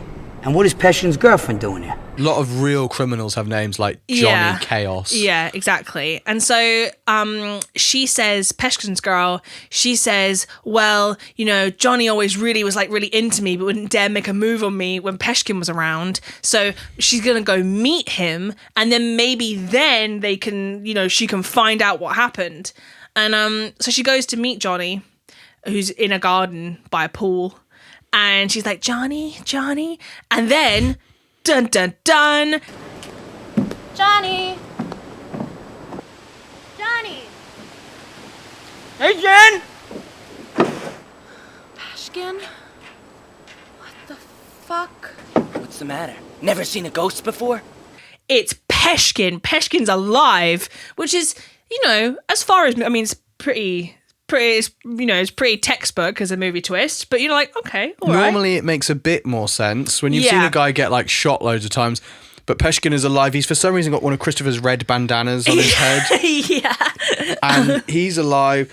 It's another one of these scenes where it's like these big time gangsters, and they're all on like cheap, nasty garden furniture, and they look like they're having they're just like having some beers with some friends, after like watching a football match or something, they're like on the garden furniture, cooling off to have a smoke outside while dinner's being made. Yeah. And Peshkin is there. He's for some reason in this garden, sat at the table. Yeah, and he's like, surprise! Yeah. And he gets to really lean into his twisted clown kind of vibe. And she's like asking him really bait questions, like that. There's no reason for her to be like really interested in like the inner workings of how it, how does he do it? And she's like straight up just like asking him like, so tell me your secrets. How do you do it? I don't think you understand who I work for. Well, why don't you tell me how you do half of what you do? And he just like, he says first of all, when she's like, how are you still alive? And he goes into this he sort of brushes over quite a confusing series of excuses that he like hired his own EMT, an ambulance, to get him out of there. And then she's like, but but they had the body, they burned the body. And then he's being like, dental records, darling, dental records. And that's very confusing. So you're trying to, like, what do you mean? Like, isn't that how you couldn't have faked it? Yeah. Dental records are what would surely be what would catch you out. Exactly. And he's sort of like going on this big rant about how like you have no idea, like everyone's in his pocket. He controls this whole city.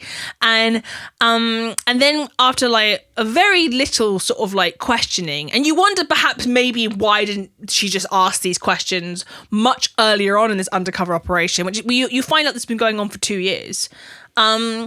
And he just suddenly starts telling all of it to her. He really just suddenly just like unravels the entire sort of operations. We got somebody on the inside who backs us.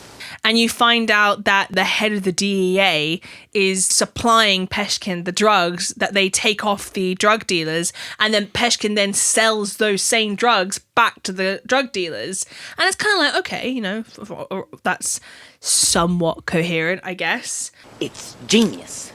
Yeah, everything is revealed, and then I think it's like they do another raid or something. They come and get Peshkin. There's another very tedious raid where the partners, they like apprehend Peshkin when he's with his girl, and it's then revealed to Peshkin that his girl was an undercover agent the whole time. Peshkin, for like a criminal genius, is quite slow to catch on as well. Yeah. Because she's standing with the cops, and she's been asking him all these questions, and she's there, and it's clear, and she's like, here he is, here's Peshkin, arrest him or whatever. Yeah. And then she says she's undercover, and he's like, what? Yeah. It's like, you're meant to be like a mastermind. Shocked. She's made it fairly clear that she's not on your side here, Peshkin. Yeah, she's utterly shocked. Get against the car, Get in the house. He faked his death. What? Hired his own EMT team. He faked the coroner report and the dental records. And he did it all with help. Stop moving, DEA Deputy Chief Michaels Franklin. Jen! Get in the house. That's Special Agent Jen. What? And then I guess like we have a little sort of like jump cut, and I guess you're assuming that like Peshkin is like he's been taken into custody, and then we get a really unnecessary extended segment where we find out that this we get all this like unnecessary backstory to the undercover customs agent that was Peshkin's girl. Is everything okay? Yeah, she was just telling me how you guys met. And you two, Yeah. 5 years. Didn't see that coming. You think they're just similarly to partners. You think they're just partners, but then you actually find out, no, they're really partners. And we get this really laborious extended backstory about how like she used to be a drug addict and they were like childhood friends. And then she went and joined the Marines, and then they like drifted apart, and then he got back in contact with her to tell her that he was now a US customs agent and that they wanted her for no reason to be an undercover, like to do an undercover sting operation. Also, like, should you really send someone? She says she's like a drug addict and has been through rehab. Yeah. Should you really send that kind of person to do undercover drug busts where they have to do cocaine? Yeah, exactly. And it's very unnecessary. And then so you find out about like, oh well, they're actually like married, and then you get just her and her husband doing again a very oddly sort of like shoehorned in scene about how like she was so worried that he wouldn't be able to like look at her the same because she's been like sucking and fucking Peshkin. Only a woman could have gotten in as close as I did. And it worked. I know, but the things you had to do, just... It really has like sort of like weird like cuckoldry like connotations to this. Like he's being like, you just had to do what you had to do, and like they're like kissing and stuff, and then she's like and talking about how painful it was every time she had to take off her wedding ring, and he's like just like kissing and holding her. It's really, really odd, very strange, completely unnecessary. I love you. I love you. Now, thankfully, the film is sort of like starting to wind down. So then we get where they're like, okay, cool. And this is all like on the same night. So they've got Peshkin. There's like a couple of seconds, not even a couple of seconds, like a second dedicated to this like new character, and she's like some like Latina lady, and she's taking Peshkin and she's gonna like drive him down to the station. They're like, oh, they found out it's the head of the DEA, and they're like, let's bust him tonight. And they go into what looks like a school lunchroom. Yes. And the head of the DEA is having a meeting with a bunch of just like most of these people at this table sat at the school dinner table are very nondescript, but there is, however, one absolutely ginormous black guy, like bigger than anyone else that's been in this entire film. NFL size, like NFL, like NBA, like he is absolutely ginormous. What do you want for an extra? Just like a massive guy, exactly, who's completely conspicuous. And so they take the DEA Well, guy. they go to arrest him. They go to tell him he's under arrest. And one of my favourite lines in the film as well, they go to arrest this DEA agent who's meant to be like a professional. For some reason, it looks like he's having like a kind of parent-teacher meeting kind of thing. And they go to arrest him. They tell him he's under arrest. And this guy who's like a professional, who's like the head of the DEA, who you assume has like a bit of like panache and class, they tell him you're under arrest. And he goes, what the fuck for? What I do for you? You're under arrest. What the fuck for? It's just like, hey, man, I know you're being arrested and it's quite serious, but what the fuck for? Yeah. It's just like, in front of everyone? Like, have some, like, if you're meant to be leading this operation, you should at least be subtle, Yeah, absolutely. What the fuck for? It's just so so aggressive. Yeah. But there's a level of passion where immediately I'm like, why didn't he play Christopher? Like, he's put so much more passion into his delivery. And we haven't seen this character any other Not moment. at all. He gets one moment, and I think he's like, right, I've only got really like one line. It's in like this. Chris R in the room. And like, I feel, he's Chris R. Yeah. He's like, I have to body this. Yeah. What the fuck for? Yeah, it's honestly just like so that. It's really, intense. it's like it's quite sort of like, it gives you sort of whiplash because you've had like, the dreary like cuckoldry scene. And like, which is like 7 minutes long. Exactly. Of him being like, I know you didn't want to do it. I can't imagine what it was like. Yeah, And her, literally like, he says that. Like, I can't imagine what you had to go through. And she's like, I just hope you don't look at me as different. Yeah. And he's like, come here. And they have another weird kiss. Yeah, weird little and like you're nibbles like, kiss. man, this is way more sort of cuckoldry related content that I wanted. So then they take him in, and I guess you're assuming that he's like, they take him down, and then we're suddenly like, oh no, then it's like sort of dark, and they're like, oh, it's about to be sunrise. Do you want to go to Roseanne's? Yeah. Like, Come on, it's nearly sunrise. Let's go to Roseanne's. Like, Yeah. what does that mean? What do you it's mean like- sunrise? and Why do you he's- care about that? He actually says it's going to be sunrise in 20 minutes, so let's go to Roseanne's. And during this scene, it is pitch black. Like, it's like the dead of the night. Like, literally, it's like 2, it looks like it's like 2 a.m. And who talks about sunrise? Yeah, like they're vampires or it's something. going to be sunrise in 20 minutes. Let's go for breakfast. And so then we jump cut, and it's like bright, like proper crisp, like searing sunlight in 10 the a.m. morning. Yeah, proper 10 a.m. stuff. But apparently that's just been 20 minutes Roseanne's previous. must be miles away. Yeah, and they're in Roseanne's. It's like a little diner. And we actually get a little cameo here from Roseanne because we randomly just suddenly get this lady like in this shot, like just talking about like pancakes and like, do they want to order pancakes? And you find out later in the credits that that's actually Roseanne of Roseanne's. Oh yeah. So let me guess, guys, the usual pancakes, right? So they've gone to Roseanne's, we've been introduced to Roseanne, they've ordered these pancakes, and then they suddenly realise that they want syrup for the pancakes, and the syrup jug is with this guy who's got his newspaper literally like this. Yeah, that's how people read newspapers in real life. Yeah, like, absolutely. Like a character from a Tintin book who's like going incognito, and they just hold their ginormous newspaper over like their it's face. the 1930s. And he brings his like newspaper down, they take the syrup, and it's a really odd bit of dialogue that's completely unnecessary. There we go. Got it, right there. Excuse me. Excuse me, sir. Yeah. What's up, Mr. Bloodbath, could we have some of that syrup, please, if you don't mind? Yeah, no problem. By the way, you get to score that Vegas game last night? I actually did. They pulled it out 6-5. About time. His shirt says Blood Oath, and then you don't even know why, because you're not really paying that much attention to what his shirt says. And then Steve goes, "Hey, Mr. Bloodbath." Yeah. And then he corrects him and goes, Buddy, it's Blood Oath. And it's just really odd. Like, it's so odd. Really like just completely unnecessary, really strange. Like, I would just like in the last few minutes of the movie, we have this kind of like just random interaction, ham-fisted into this the final few minutes of this film. And then they get their pancakes, and Steve has one of my favorite moments from this movie, where he looks, because he's like looking down at the pancakes, and he looks really exceptionally like Elvis here, like really like Elvis in his last days, and for no reason whatsoever, absolutely no reason, Steve goes, Poor little pancakes. This is the moment where I was kind of picturing in my head, like, oh, is this like, could I take him and like, could we make him into enough of a movie star where he could star in like in a Elvis biopic? Because I honestly think if you could get it, it would be like Hollywood movie magic. And then they get a phone call. And they find, and they're like, fuck. I think Steve's like, fuck, shit. And like Christopher's just sort of like wide-eyed and blinking and not really reacting.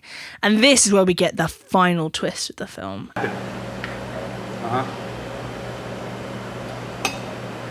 Is she okay?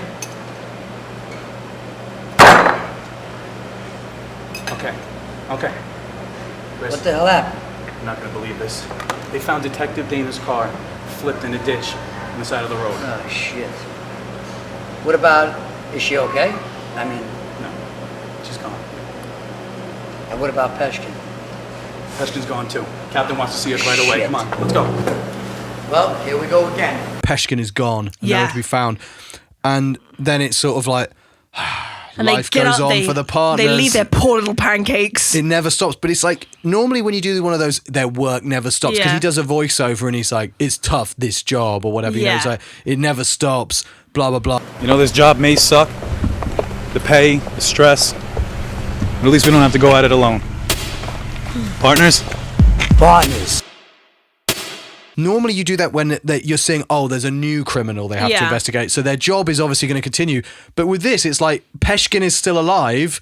So you haven't cleared up anything. He's obviously like immortal as well. Yeah. And he's still alive. And it's like, so then the film shouldn't really be over, should it? No. Unless there's going to be a sequel. Well, that's what you were 'Cause- saying earlier about how, like, throughout this film, you really get a sense that like the director had like a real misplaced sense of confidence in this film. Like they had to end it on like a cliffhanger, like really setting up a part 2 because it was such good quality. Like Warner real, Brothers are going to buy yeah. Oh, Partners absolutely. too. And yeah, I mean, I also feel, to be fair, that the pancakes line we almost breezed out. Like, it's absurd. Like, Poor little pancakes. it's even more childish than you said. He looks down at his pancakes and he starts going, "Ooh, poor little pancakes," poor little pancakes. and talking to his pancakes. Yeah. And it's like, look, until this point, obviously, It's like a scene out of I Am Sam. it's been a very bad film. And like, saying it's grown up would be generous, but at least it's intended to be grown up. Yeah. And then right at the end of the film, Poor little pancakes. oh, poor little pancakes. Yeah. And talking to his pancakes, and he's like a cop who's just been through some serious stuff. Yeah. And he's like, yeah, talking to his pancakes. like baby talking his pancakes. Baby talking his pancakes. Really odd. And then there's the Mr. Bloodbath who corrects him about his teacher, who it turns out is the director of the film. No, it was his brother, no? Director. Oh, It's the director's really? That was cameo. him. That's the director. It's So like a he thought, director's like, cameo. oh, in the very end, Yes. like, I'm going to, like, just This is really like- shove myself in the last few minutes of this film. It's going to be an Easter egg for Really people classless. who love. No, but it's like, you know, when Martin Scorsese's Yeah. in Taxi Driver, he's one of the taxi customers. Yeah. And you're like, oh, fun trivia. That's actually Yeah. the director. And Tarantino pops up in his films. Mm-hmm. And so this guy was like, well, if it's good enough for Scorsese and Tarantino, Well, it's it's good enough for definitely him. good enough for me. Yeah, So, and I'm not absolutely. going to just be there. I'm going to be wearing a sort of oddly distracting t-shirt that Sparkly, yeah. that my own actors are going to be confused by. Yeah. Like, they're not going to be able to read the writing on it. I don't know who Blood Oath is. Like, that's maybe like one of his like That bands metal that band he or likes. something. Yeah, he's trying to promo Yeah. a band. Yeah. It's really. I also want to take a quick moment to ask you if you remember the 0.1 seconds of footage we get of Christopher's child. Do you remember this? No. There's Christopher's I think daughter is mentioned a couple of times throughout this film, but you don't ever see her. There's no context of her. She's never in the house when the parents are fighting. He doesn't actually ever mention her directly, but you do get 0.1 seconds of him sitting down on the bed with his daughter. He does, right? Is it like Yeah. a child, a baby? It's or... very blurry, and you Oh, can't. Do you remember can't this? tell it- I thought it was a You can't- boy. Yeah, we Yeah, couldn't yeah, tell yeah. at all. Like, it was really like quite odd. And then she's never mentioned ever again. It's another one never of these- mentioned, never seen. Extremely grainy, low light Yeah. bits. And yeah.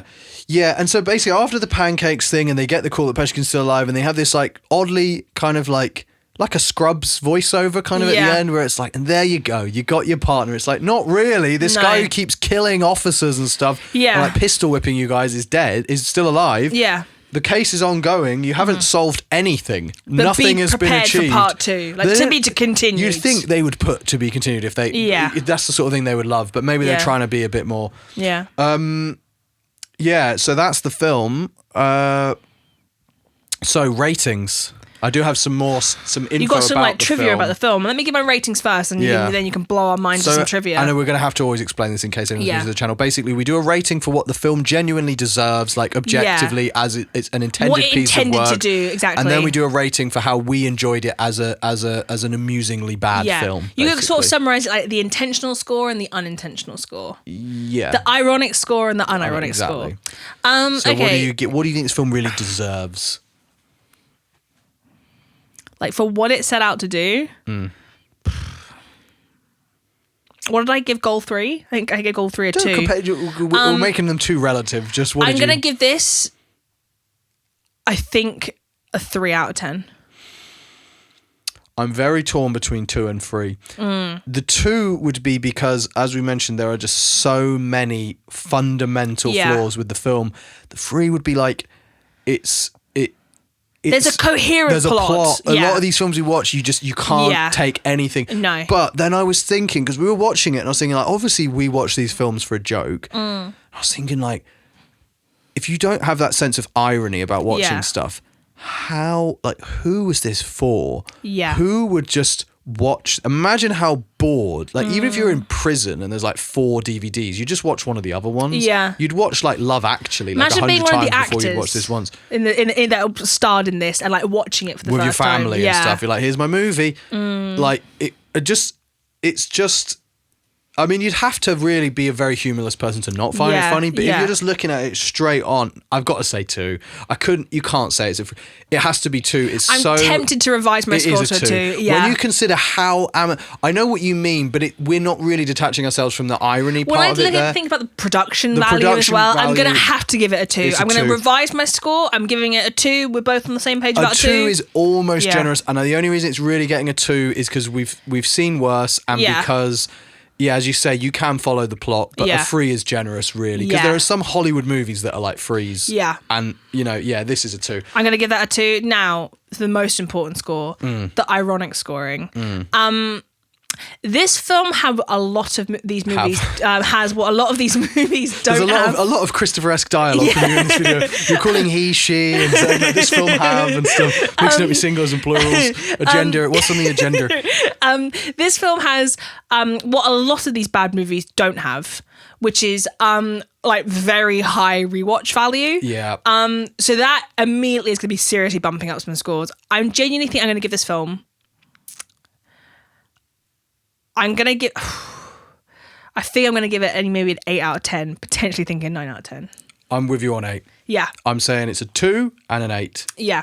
If there was a slightly bit more absurd stuff, it would have gotten a 9. And maybe not the long scenes that are unwatchable. Really, like the first 10 minutes being 80% music segments, that's what really kind of. I think, to be honest, also what brings up the ironic enjoyment of some of these movies, like The Room and like Goal Free and stuff, is like the slightly higher production values do help. Yeah. Because like.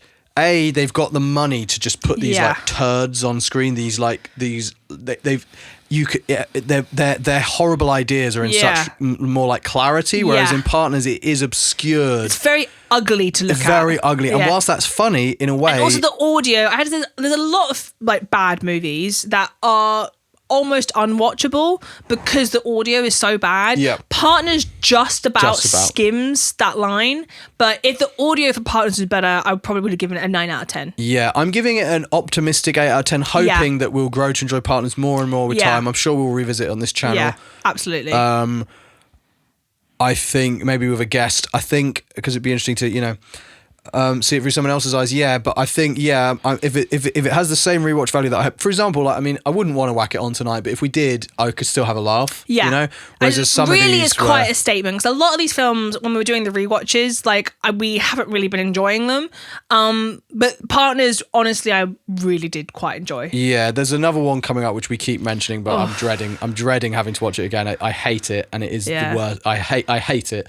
But Partners, no, it's good. So a 2 and an 8, we're agreed. Mm-hmm. Partners. Some behind the scenes stuff from Partners. This I'm really excited for. I haven't heard any of this, so look, you're going to hear this for the first time with me. I know some of these, like, directors and stuff that get like mocked online, they can become quite oddly litigious or weird about, this isn't true or whatever. So I'm going to say all of this is just comments I've read online. Yeah. We have no idea, and everything we've said. Alleged stuff. In general, even about the film and the actors and everything is all speculative and alleged and whatever. It's just our opinions. But this is a comment I read online. I can't believe you guys reviewed... This was a comment on Best of the Worst, I think, by Red Letter Media. I can't believe you guys reviewed Partners. I actually was hired as the original DPD. That's the delivery company. I beg your pardon. Sorry. Do you want to redo this bit? No, we'll just... I can't believe you guys reviewed Partners. I actually was hired as the original DP on this film, and my oh my do I have stories. Writing this as I watch, so it may be a bit disjointed. In a nutshell, I walked off that production and took my crew with me after 3 days of shooting because it was such a shit show. That's one of the reasons why the director's name appears in the credits for almost every position. With regards to the badge being upside down, Pete did that intentionally because it was a real badge on a fake cop. His logic was that no one would know it was real if it was upside down because it would be unreadable. Because there's so much writing on a police badge. I shot the opening scene, the bar scene, and the one other. I believe I still have the raw footage. After that, Pete took over and the rest is history. The drive-by scene was when I decided to split for good. There was no safety prep, no permits, no nothing. As a matter of fact, a blank did actually fire out of the Uzi and scared the shit out of the crew. We were filming on Staten Island and a swarm of NYPD rolled up on us after reports of gunshots in the area. Overall, your assumptions about how the crew changed constantly is 100% correct. Anyway, if you want some more info on the horror that was this production or the joke it became afterward, hit me up. I think I still even have the original script, complete with typos. Hopefully you guys see this. So that's one piece of behind the scenes info. Then from reading this Reddit thread, there's a lot more stuff from people who went to the school where the director taught courses in filmmaking. Oh, wow. The director of Partners taught filmmaking, and there's a lot of other stuff I haven't got into here, but basically there's a lot of stuff about how he talked about Partners constantly. Really? And they hadn't seen it, and he made it sound like, I've made a movie, so you better listen to me because I made this really good movie that got a real release and stuff. Like that is fucked. I make money from this movie and stuff, so if you want to make money in movies, listen to what I have to say. He was teaching courses. That is... Oh. I believe it was called 5 Towns. And apparently, according to these comments, he was like notorious there for just like ridiculousn's, basically. But this is one of my favourite comments. Again, as I say, it's worth checking out the thread. There's a lot in there. I didn't read it all, but my favourite one. 5 Towns... and bear in mind, this is Pete the Guy in the Blood Oath t-shirt. 5 Towns graduate here. Pete was unfortunately one of my professors. I was there the day he got fired. He showed up for class 20 minutes late, soaking wet. Sorry, I don't know why this is funny. It's not even... He showed up for class 20 minutes late, soaking wet, and all upset he got a big traffic ticket on his way to the school that day. Then went on a rant to the entire class about how him and his girlfriend at the time were in a big fight, finishing his rant with, "Ugh, how could this day get any worse?" Then he got fired after class. Why was he soaking wet? I don't know. Showing up soaking wet, complaining about traffic. I'm telling everyone about his fight. Ugh, how could this day get any worse? To his students who've already had to listen to his fucking marital abysmal problems, yeah. filmmaking advice as well. It's like, what are they even waiting for when he does finally start the class and then he got fired? It's just so good. I don't know why. The image also, even though I know he's the guy in the blood oath shirt, I'm always picturing Christopher for some reason. I just imagine Christopher like showing up. Imagine like Christopher and his wife is the one from the film. Yeah, that's literally how I'm picturing it in my head. It's so good. Oh man. So yeah, Partners, good. Really good. Really good. Yeah. I had to say here on Infinite Slop, this is a real, like I would say in our Hall of Fame. Yes, Partners is definitely up there. I